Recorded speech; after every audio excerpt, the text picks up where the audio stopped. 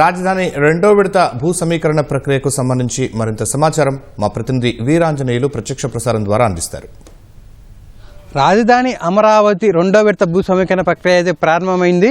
రెండో విడత భూ సమీకరణలో భాగంగా గుంటూరు జిల్లా తుళ్లూరు మండలంలో ఉన్నటువంటి 3 గ్రామాలు, అదేవిధంగా పల్నాడు జిల్లా పెద్దగొరపాటు నియోజకవర్గం ఉన్నటువంటి 4 గ్రామాలు, మొత్తం 7 గ్రామాలకు సంబంధించి 16,666 ఎకరాలను భూ సమీకరించేందుకు ప్రభుత్వం నిర్ణయం తీసుకుంది. తాజాగా నోటిఫికేషన్ విడుదల చేసింది. ఈ నోటిఫికేషన్ విడుదల చేసిన నేపథ్యంలో ఈరోజు ఉదయం మన గుంటూరు సమీపంలో రాజధాని సమీపంలో ఉన్నటువంటి వడ్డమాను విలేజ్లో మంత్రి నారాయణ, అదేవిధంగా స్థానిక ఎమ్మెల్యే శ్రావణ్ కుమార్ ఇద్దరు వచ్చి ఇక్కడ గ్రామసభ ప్రారంభించారు. అదేవిధంగా ఇక్కడ రైతుల దగ్గర నుంచి ఎవరైతే భూ సమీకరణకు సిద్ధంగా ఉన్నారో వాళ్ళంతా రైతుల దగ్గర నుంచి కూడా పత్రాలు సేకరించడం కూడా జరిగింది. అదేవిధంగా ఇక్కడ ఉన్నటువంటి భూ సమీకరణకు సంబంధించి రైతుల దగ్గర నుంచి పత్రాలు తీసుకోవడానికి, అదేవిధంగా వారికి వచ్చిన సమస్యలు కావచ్చు, వారి నుంచి కావాల్సిన వినతులు అన్ని సేకరించేందుకు కూడా ఇక్కడ ఒక యూనిట్ ఆఫీస్ కార్యాలయాన్ని కూడా ప్రారంభించడం జరిగింది. ఇక్కడ ఉన్నటువంటి CRDA స్థానిక కార్యాలయం నిరంతరం పనిచేస్తూ ఉంటుంది. ఇక్కడ ఉన్నటువంటి రైతులు కావచ్చు, చుట్టుపక్కల రైతులు కావచ్చు, ఎవరైనా సరే ఈ భూ సమీకరణ సంబంధించి ఎలాంటి సమస్యలు ఉన్నా లేదా ఎలాంటి సందేహాలు ఉన్నా వాళ్ళంతా కూడా ఇక్కడికి వచ్చి ఇక్కడ ఉన్నటువంటి స్థానిక రెవెన్యూ సిబ్బంది, అదేవిధంగా సర్వేయరు, ఒక జిల్లా స్థాయి అధికారి ఇక్కడ ఉంటారు.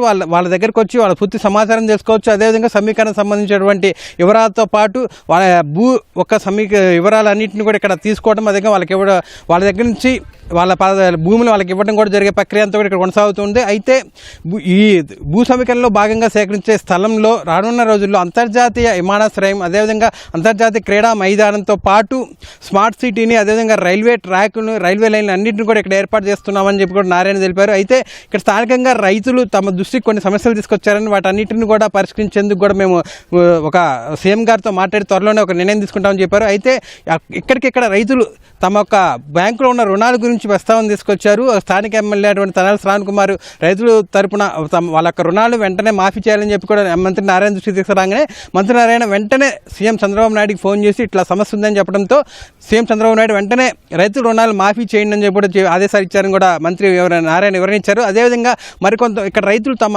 కౌలు పెంచాలని, అదేవిధంగా ఫ్లాట్ల విషయము, ఇతరత్ర కొన్ని సమస్యలను మంత్రి నారాయణ దృష్టికి తీసుకెళ్లారు. అయితే వీలైనంత వరకు తమ దృష్టిలో తమ పరిధిలో ఉన్న సమస్యలన్నింటినీ కూడా తాము పరిష్కరిస్తామని, ఇంకా పై స్థాయిలో తీసుకున్న నిర్ణయాలు సీఎం చంద్రబాబు దృష్టికి తీసుకెళ్తామని. అయితే ఇక్కడ రైతులు గతంలో ఎప్పుడైతే 2014 టైంలో ఇక్కడ రాజధాని లేని సమయంలో రాష్ట్రం కోసము ప్రభుత్వానికి వెంటనే 33 ఎకరాలకు స్వచ్ఛందంగా ముందుకు వచ్చి భూములు త్యాగం చేసిన పరిస్థితి గుర్తు చేసుకున్నారు. అదేవిధంగా ఆ తర్వాత క్రమంలో అభివృద్ధి చేసే క్రమంలో ఇక్కడ ఉన్నటువంటి కొత్త ప్రభుత్వం, ఇది వైకాపా ప్రభుత్వం 2019లో అధికారంలోకి వచ్చిన తర్వాత ఇక్కడ పూర్తిగా ఆ అభివృద్ధి నిలిపివేసింది అనేది, రాజధాని కూడా పక్కన పెట్టేస్తుందని చెప్పి కూడా ఈ నేపథ్యంలో ఇక్కడ రాజధాని అనేది కొంత మేరకు అక్కడ పనులు నిలిచిపోయాయని, అయితే ఎప్పుడైతే కూట ప్రభుత్వం మళ్ళీ అధికారంలోకి వచ్చిందో ఇక్కడ రాజధాని పనులు అయితే సర్వవేగంగా జరుగుతున్నాయని, గతంలో జరిగిన తప్పులు జరగకుండా ఎక్కడికక్కడ వేగంగా పనులు అయితే జరుగుతూ ఉన్నాయని, అయితే ఇక్కడ కొత్తగా ఈ రెండో విడతలో భూ సమీకరణ చేస్తున్న రైతుల దగ్గర నుంచి తీసుకున్న భూముల్ని 3 ఏళ్లలో అభివృద్ధి చేసే దిశగా కూడా ప్రభుత్వం ప్రత్యేకంగా చర్యలు తీసుకుంటుందని, చాలా త్వరగా చాలా వేగంగా,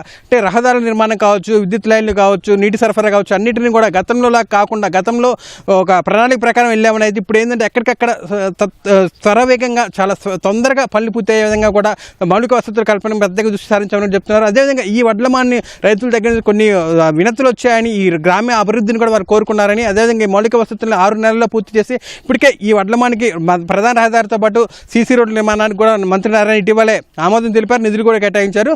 అదేవిధంగా పూర్తి గ్రామం మొత్తం అభివృద్ధికి కూడా 6 నెలల్లో శ్రీకారం చుడుతున్నామని, పూర్తి చేస్తామని కూడా చెప్పారు.